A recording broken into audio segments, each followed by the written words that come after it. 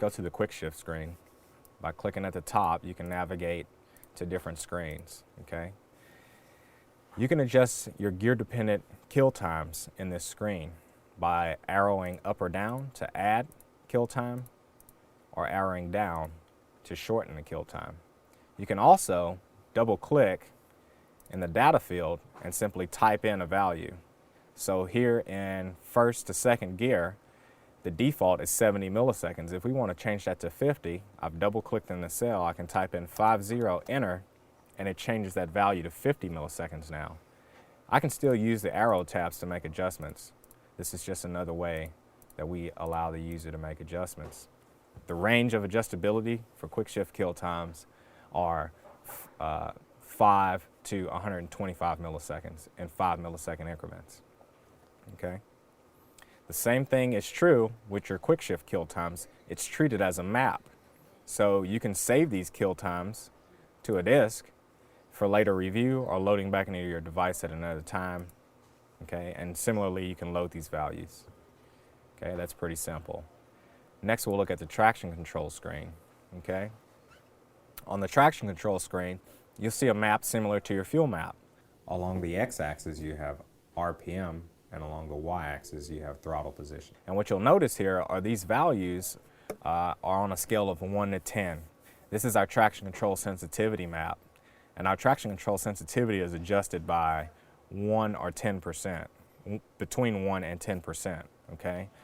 1 being very little traction control, 10 being the maximum amount of traction control sensitivity.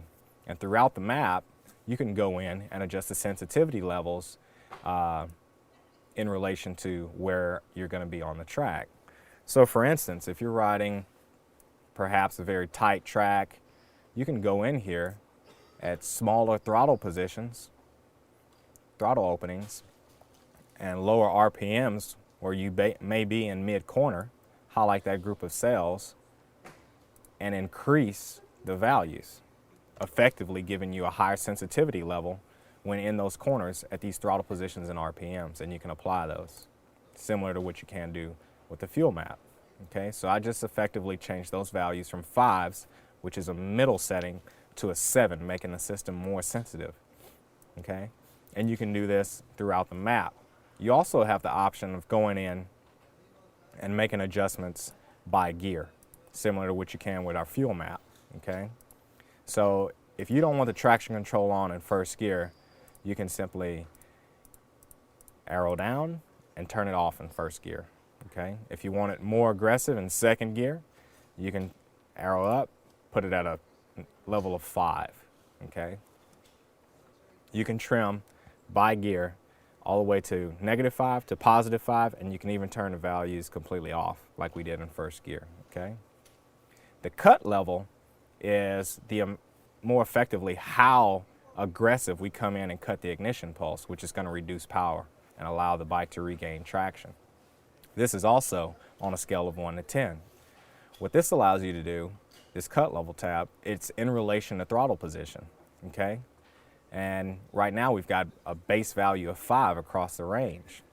At higher throttle openings, we may be more aggressively exiting a corner, and at 60, 70, or 80% throttle, we may choose to have the cut level a bit more aggressive. So instead of 5s, let's replace those and put 8s, okay? Now, when the bike is being ridden at 60, 70, or 80% throttle, not only can we adjust the sensitivity, but we can go in and adjust the cut level.